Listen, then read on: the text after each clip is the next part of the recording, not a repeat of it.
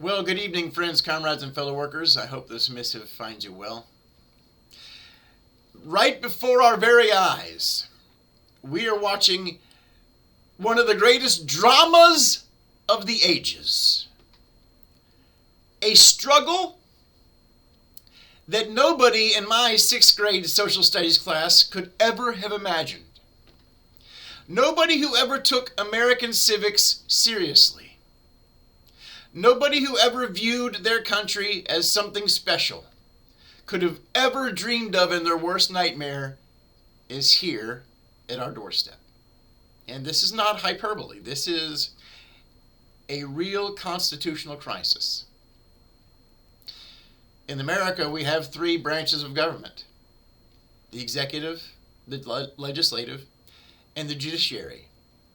And the fourth pillar of that government is the media, the freedom of the press. The press. The ultimate check on the other three branches of power. Those very constraints of each branch are being challenged at every level. Right now, before our very eyes. I have friends who believe that government waste is a bad thing. And I don't know anybody who would disagree with that statement. But we have offices that investigate government waste and fraud. They're called the offices of the Inspector General. They were all fired. All Inspector Generals were fired. All Inspectors General were fired. Replaced by a foreign national, elected by no one, reviewed, scrutinized, and approved by no one, heading a department that is allegedly part now of the government by some mysterious magic, created by no one but the executive. Departments of the government are created by Congress. They're overseen by Congress. They're changed by Congress. They're altered by Congress. They're constrained by Congress, and they are dissolved by Congress. That's the way this works. You don't get to just create a new department of the United States government willy-nilly just because it suits your fancy.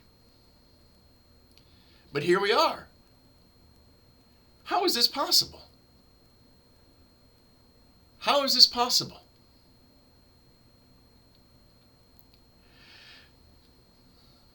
You might notice a rhythm of growing unrest, even within the supporters of the elected president. We didn't elect you to fire people from the Forestry Department, the Department of the Interior. Elon Musk claims that he's found $56 billion, I think it was, in fraud.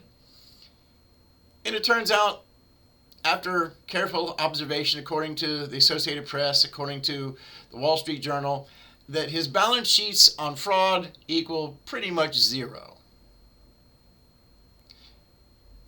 You might find it coincidental, perhaps, that all the investigations that he's launched so far are against agencies that happen to oversee some of his companies, and many of which have been investigating his companies.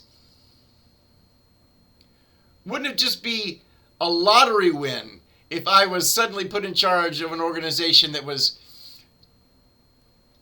given the authority to dissolve those organizations that were looking into my company and my businesses?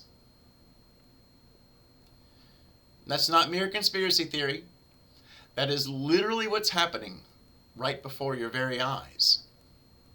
I don't care what side of the line you fall on, whether you consider yourself a Democrat or a Republican or a centrist or a socialist or a Marxist or what have you. We all have a vested interest in the government actually functioning the way it was designed, because for over 200 years, it was working fairly well. Especially when money wasn't involved, when money wasn't called speech. Prior to that, things worked fairly well. Now you have the richest man on the planet worth over $450 billion telling you might need to tighten your belt some. Your parents and your grandparents might need to take a little less in Social Security and their Medicaid and Medicare, Medicaid Part A and B, and your children who are on Medicaid, they may need a little less. They may have to take a little less assistance on account of the government needs the money. Meanwhile, 3 Americans own more wealth than 170 million Americans combined. Friends, comrades, and fellow workers, I know people may disagree with me. They may say, well, you're just a dirty communist or Marxist or whatever you want to call me. This is a moral outrage.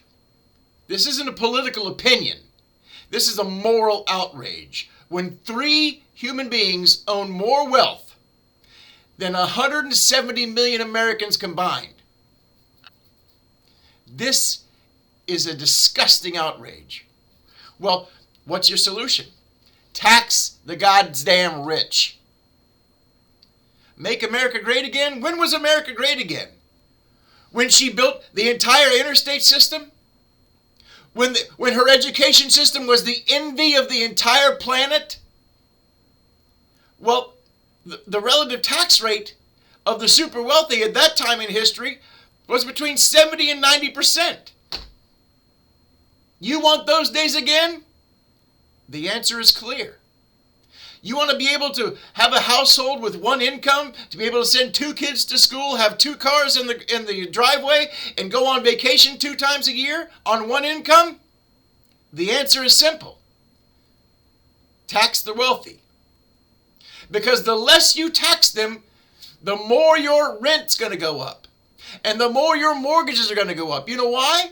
Because they're going to buy more real estate to enrich their coffers. You may not want to think of it like a battle, like a war, but I guarantee you they do. They know it's a war. For them, if you have more, they have less. That's how they look at it. And comrades, friends, and fellow workers, that's how I want you to look at it. If they've got more, you've got less. Somebody's got to pay. How much more do you have to pay? Democracy Now! Solidarity forever.